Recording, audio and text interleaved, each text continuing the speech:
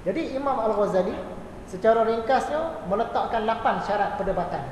Dia kata ada banyak lagi, tapi dengan 8 ni pun cukup dah. Yang pertama, orang yang aktif berdebat isu-isu agama ni hendaklah orang yang sudah beres urusan fardu ainnya. Dia duk aktif lawan dengan apa, dengan Syiah, aktif debat hari-hari dengan Salafi Wahabi, dengan pluralisme agama. Rupa-rupanya yang fardu ain tak selesai lagi. Ilmu muamalah mukasyafah pun tak belajar. Tapi duk sibuk yang debat tadi. Tak boleh.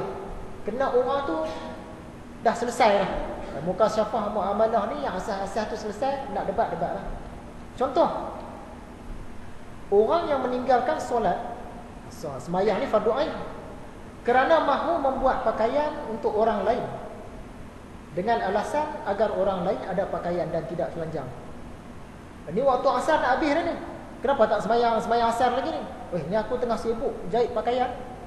Pakaian siapa ni? Pakaian nak jual di kedai, sebab sekarang umat Islam kekurangan pakaian. Jadi kalau tak jahit yang ni, alamat dia akan ada orang Islam yang telanjang. Yang ni yang fardu ain, yang sembahyang tadi, yang jahit pakaian tu fardu kifayah, dia tumpu yang tu dulu. Jadi dalam debat tak boleh macam tu.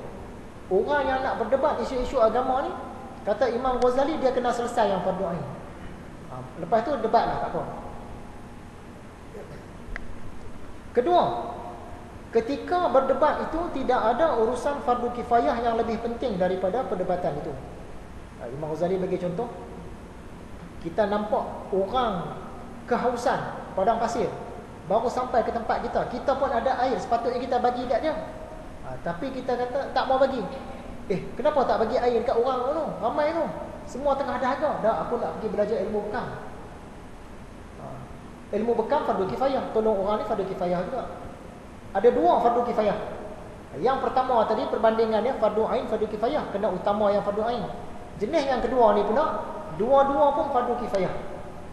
Tolong orang yang dahaga tadi tu pun fardu kifayah, pergi belajar ilmu bekam pun fardu kifayah. Tapi antara dua tu mana yang lebih penting? Tolong orang dahaga dulu. Jadi orang yang nak berdebat isu-isu agama ni, sekiranya ada fardu kifayah yang lain yang lebih penting, dia tak boleh debat. Dia kena selesai yang tu dulu baru boleh debat. Yang ketiga, pendebat masalah fiqh hendaklah bertaraf mujtahid. Sekiranya si pendebat mahu berijtihad sendiri dalam perbandingan antara mazhab. Contohnya, dia nak bandingkan pandangan Maliki dengan Hanafi, ataupun nak keluar pandangan baru yang tak disebut oleh empat-empat mazhab. Orang yang nak debat isu ni, dia kenalah mujtahid. Dia tu macam Imam Syafi'i dah, baru dia layak debat. Kalau tidak, jangan debat, ikut je imam yang empat. Ni ilmu tak setara imam yang empat, tapi dia nak keluar hukum yang bukan dalam yang empat. Tak boleh. Yang keempat, perkara yang hendak didebatkan hendaklah perkara yang sudah terjadi ataupun mungkin akan terjadi dalam masa terdekat. Benda-benda yang belum tentu jadi tak payah debat. Kita anjur satu program nak debat, katakanlah kita semua ni, bumi kita musnah, kita pindah duduk di planet Pluto. Duduk di sana, kita nak menghadap kiblat ke mana nak sembahyang? Kita kena hadap matahari. Tak, kita kena hadap ke tempat bumi meletup. Tak, kita kena hadap Sidratul Muntaha. Mai kita debat. Debat. Ulama-ulama besar debat. Seandainya suatu hari nanti bumi kita musnah dan kita pindah ke planet Jupiter, ketika itu ke manakah kiblat kita? Barisan debat yang pertama mengatakan kita hendaklah menghadap ke Sidratul Muntaha. Kumpulan yang kedua mengatakan hendaklah menghadap ke arah matahari. Kumpulan ketiga mengatakan hendaklah menghadap ke arah bumi meletup dulu. Debat. Debat yang tak ada guna. Masa bila kita nak pindah pergi duduk planet Jupiter? Entah bila-bila punya cerita, entah jadi ke tak jadi ke. Yang tu tak boleh. Ataupun air mani.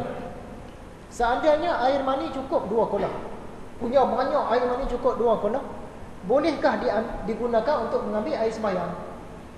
Satu kumpulan kata boleh sebab 2 kolah suci, air mani suci. Satu kumpulan pula kata tak boleh sebab air mani ni sungguh pun suci, dia tidak menyucikan walaupun cukup 2 kolah ke 10 kolah ke. Satu kumpulan kata boleh, satu kumpulan kata tak boleh. Debat. Debat. Ini benda sia-sia. Mana mungkin kita nak kumpul air mani 20 duk debat benda sia-sia. Ini pun tak boleh. Jadi yang boleh debat benda yang dah terjadi ataupun yang memang dekat dah nak jadi dah. Itu boleh. Ni kita nak pindah duduk dekat planet Jupiter apa semua, entah bila-bila nak berlaku tak boleh debat. Macam itulah maksudnya. Kelima, perdebatan hendaklah diadakan di tempat yang sunyi. Tapi ada juga perdebatan yang terang-terangan, contohnya antara agama. Syekh Ahmad Didat debat dengan padri. Tujuan dia bukan nak tarik padri tu masuk agama Islam, nak tarik hak yang pendengar. Dia tahu dah padri ni memang tak mau masuk Islam dah. Dia kalah hujah macam mana pun dia tak akan ganjaknya. Dia akan kata Kristian dia betul. Tapi bila perdebatan tu diadakan di depan orang ramai dalam stadium, hak yang dengar tu, betul lah hujah Syekh Ahmad Didat ni betul lah. Dia tertarik masuk agama Islam. Macam tu tak apa. Dia debat di depan orang ramai, tapi tujuan dia bukan nak tarik pendebat tu, nak tarik hak yang pendengar. Macam tu boleh. Tapi kalau dalam urusan agama, kalau sama-sama nak cari kebenaran, dia elok tempat tertutup. Supaya hilanglah segala riak, nak tunjuk diri, nak menang, semua tu hilang. Yang keenam, pendebat hendaklah memandang teman debatnya itu sebagai penolong, bukan musuh. Kita kalau berdebat ni, kita ada pandang lawan debat kita tu musuh. Dia tak boleh betulnya, kita mesti betul. Sedangkan Imam Ghazali kata orang berdebat ni seolah-olah dua kawan yang sama-sama mencari satu barang yang hilang. Kalau kita jumpa pun dua-dua seronok. Kalau lawan kita jumpa pun barang tu, dua-dua pun seronok. Dia macam tu atur cara debat. Sebab sama-sama nak cari kebenaran. Debat, tiba-tiba kebenaran berpihak kepada lawan kita. Kita seronok, tahniah. Kamu betul, saya salah. Kamu jumpa kebenaran, jadi saya pun seronok. Sebab sama-sama dapat kebenaran. Ataupun kita yang menang, kawan lawan kita pun dia kena, tahniah lah. Seronok. Tapi sekarang yang kita tengok, kalau debat, kalau lawan sana betul dia menang, kita dendam. Macam mana aku nak jatuhkan dia satu hari. Yang kita pun sama juga. Kalau kita menang, seronok lah, padan muka dia. Yang dia pula fikir macam mana dia nak jatuhkan dia satu hari. Yang ketujuh, jangan guna taktik kotor. Contohnya, mengatakan dirinya tahu tetapi tidak mahu beritahu.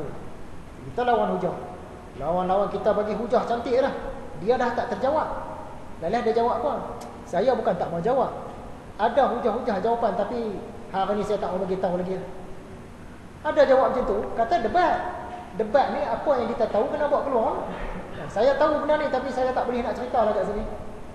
Lain kali lah saya cerita. Kata debat.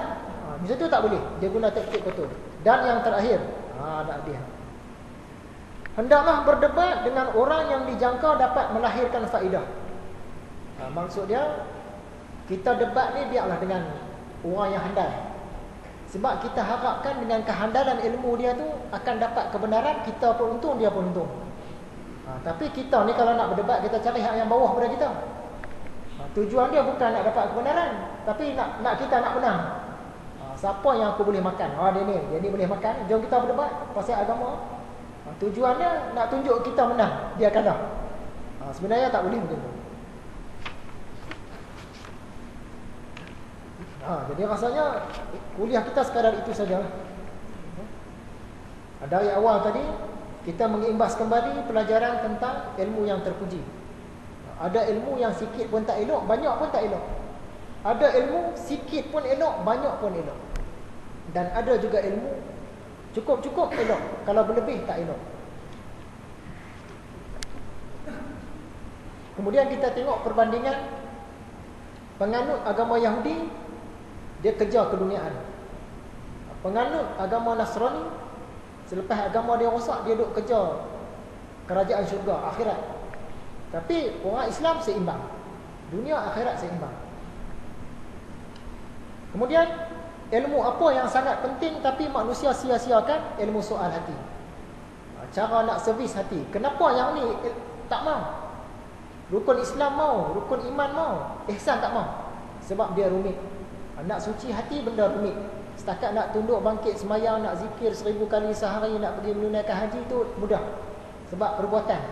Tapi kalau nak suci hati ni benda rumit, sebab tu orang tak mau. Contoh yang Imam Ghazali bagi, Kita sakit kudis, kita nak sapu daripada luar. Yang ubat dalaman tak mau makan sebab rumit. Ubat tu dengan pahit dia, dengan kena berpantangnya, dengan puasanya, dengan kena makan herbanya, dengan cuci ususnya, dengan bekamnya, semua karut. Lebih baik sapu dari luar je. Hasilnya penyakit tak baik-baik juga sampai sudah. Dan yang akhirnya kita dah tengok sejarah debat dan 8 syarat-syarat perdebatan menurut Imam Al-Ghazali. Yang saya sekadar itu sajalah perkongsian kita untuk kali ini. InsyaAllah dalam kuliah yang akan datang kita masuk tajuk yang lebih menarik lah kot. Tajuk pasal debat ni dia kurang sikit kan? InsyaAllah dia sama-samalah kita berdoa agar kita dapat jumpa lagi dalam kuliah yang akan datang. Sekiranya ada salah dan silap, saya memohon berbanyak-banyak maaf. Wabillahi taufiq wal hidayah. Assalamualaikum warahmatullahi wabarakatuh.